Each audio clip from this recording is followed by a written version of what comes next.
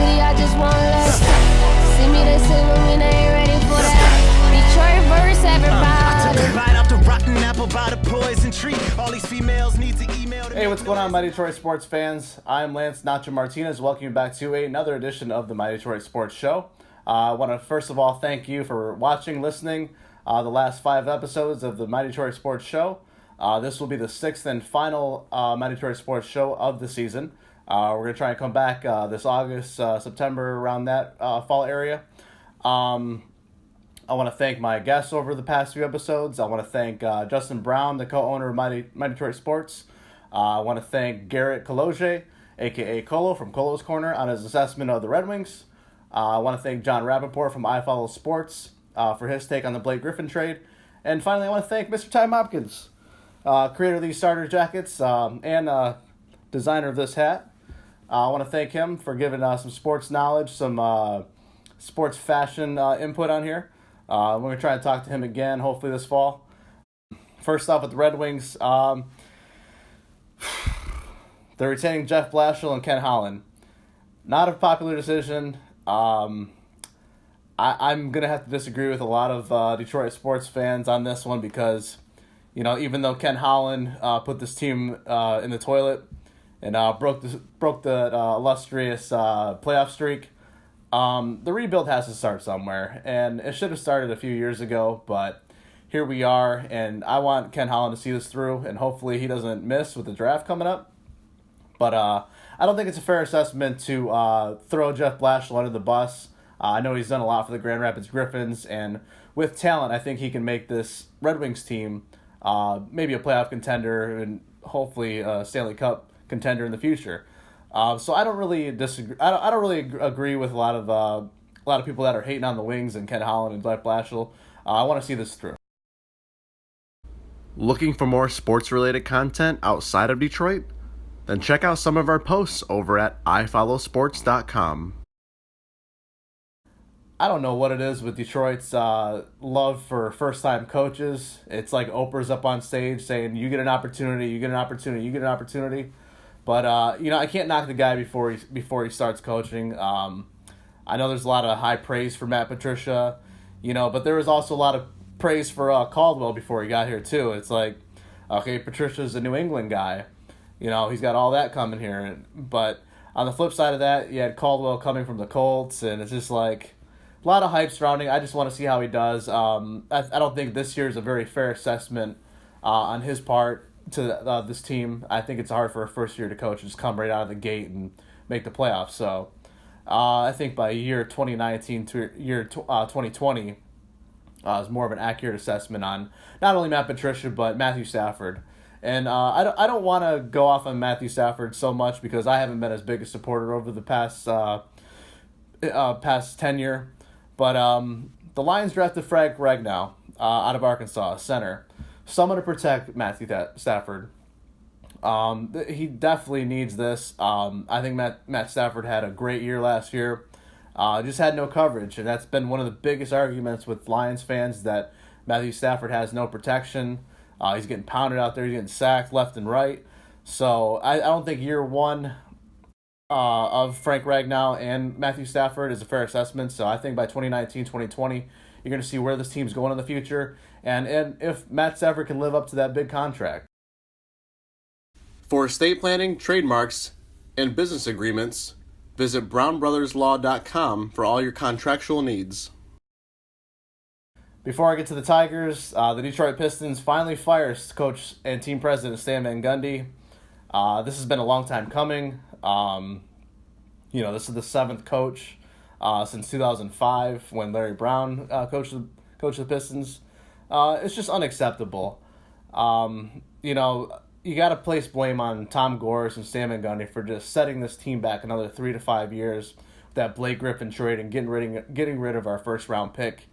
I'm going to be unpopular in this decision right here, but this is my take on it.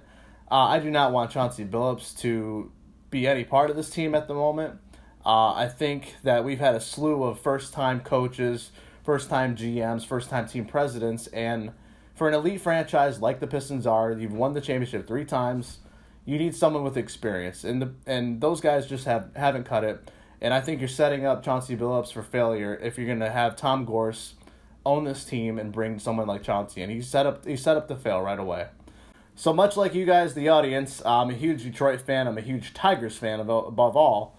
I grew up a Tiger fan. I grew up going to Tiger Stadium as a kid. My parents took me there. I'm actually named after a Tiger, Lance Parrish. So if I became anything less than a Tiger fan, I think it would be a little bit sacrilegious. But I got a chance to check out the old Tiger Stadium site and the renovations they've done there. I think it's called the Corner Ballpark now. It's just absolutely beautiful. What Detroit Pal has done there is just absolutely remarkable. So if you get a chance to check out the old Tiger Stadium site, I strongly recommend it. So, but also as a Tiger fan, I've got a little bit of a bucket list that I've done from year to year. I have to see the Tigers at a new stadium or stadiums every year. So I'm up to 17 now with my most recent visit to PNC Park in Pittsburgh. And I just have to say that my previous favorite ballpark, I know I'm supposed to say my favorite ballpark is Comerica. I mean, come on, Tiger fan. But my favorite ballpark of all time at the moment was AT&T Park in San Francisco. The food's great, the culture's great. Got to have that garlic fries. The people were phenomenal. I love the city of San Francisco. But there's a close second now. My most recent visit to Pittsburgh and that PNC Park just blew me away. When I first got there, I got there with a lot of hype. It was everyone's favorite ballpark. And as soon as I got there, every usher was very nice, just saying, welcome to Pittsburgh, welcome to PNC Park. Even past the gate that I came into, I was going down the concourse, and everybody's saying, welcome to PNC Park. So just the people were extremely friendly. I had to seek out a popular joint that I heard of, a little barbecue place that I heard had really good pulled pork. So I went to go check this out, and I passed by it, and I'm like, okay, maybe I'll eat later. And until I saw pulled pork nachos, my nickname is Nacho. I'll explain my nickname to you guys another day. But I had to review these nachos as being Nacho, as being my screen name, or not screen name, but my Twitter handle, my Instagram handle, Grand Theft Nacho. I had to assess these, and these were phenomenal. Absolutely great nachos, absolutely great hospitality from PNC Park. The city is a little crowded. I can't drive there. It drives me bonkers. My only negative aspect of Pittsburgh is just the traffic to get there. And there's no place to park besides the garage that's right there for $15. I heard that if you got to go down maybe a few blocks further, that there's a $7, $8 lot. So my only negative complaint about PNC Park is not even about the park. It's about the parking and just the construction, as is most of the Midwest, just to get down there. So, but other than that, big thumbs up to PNC Park. Thank you for hosting this Tigers fan in his bucket list quest. I'm at 17 out of the 30 ballparks. I'm looking forward to the next ballpark that I get to go see the Tigers at. So, if you guys have any comments about where I should visit next, please at me at Grand Theft Nacho on Instagram. While checking out MyDetroitSports.com, be sure to check out our My Tigers Weekly featured articles.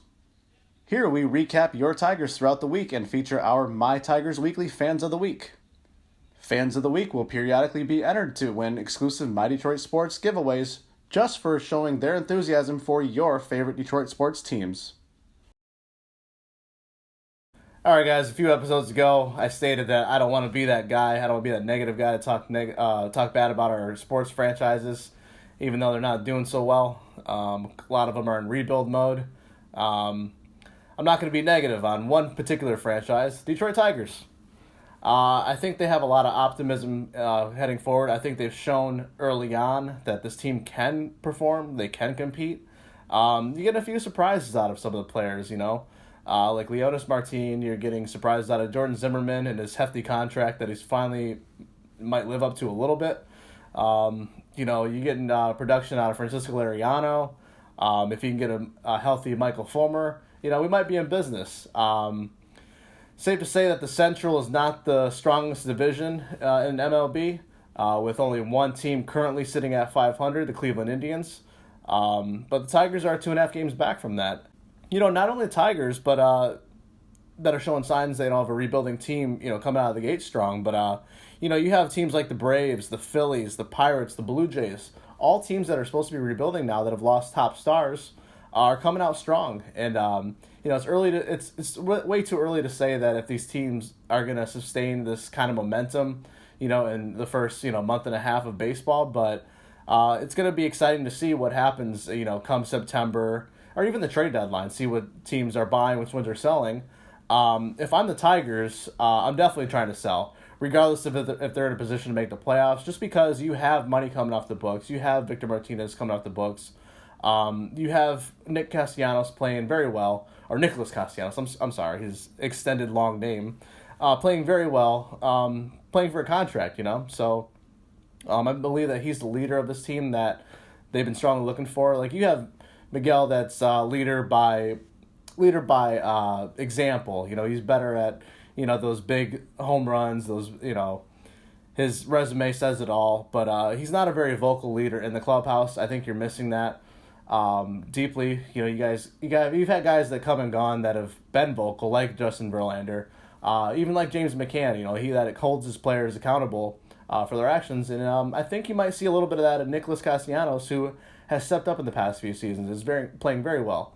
So, if you can get anything out of Francisco Liriano, who came at the Tigers very cheaply, Mike Friars, we got some guys that are playing really well, like I said, like Leonis Martin, Jacoby Jones. I think we're in business. So, but again, you got to be sellers at the deadline. You got to find a way that hopefully, Michael Fulmer is playing, very well, pitching very well and healthy, and maybe sell him off for some pieces, which you didn't do last year, which you could have gotten more back. But nonetheless, I think you can get a pretty decent overhaul if Michael Fulmer is playing well. Like I stated, this is the last My Detroit Sports Show of the season. We're going to see you back in August or possibly September with a whole new season of My Detroit Sports. I want to thank my guests again, Ty Mopkins, Garrett Cologe, Justin Brown, John Rappaport, for your contributions to this little experiment here, this My Detroit Sports Show / podcast. It's been mostly on YouTube. I hope to put it on future audio streaming services. I want to thank you guys, the listeners, the viewers, for checking out the My Detroit Sports Show. Like I said, regardless of one of you or 5,000 of you watch this, I'm greatly appreciative.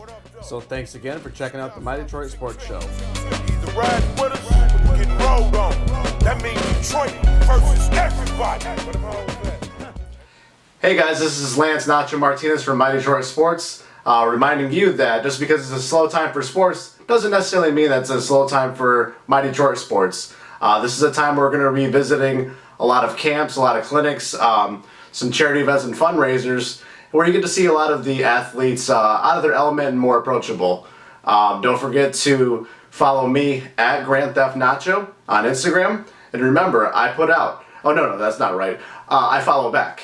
So make sure you're following me at Grand Theft Nacho again. Make sure you're following My Detroit Sports at My DET Sports on Snapchat, Instagram, and Twitter.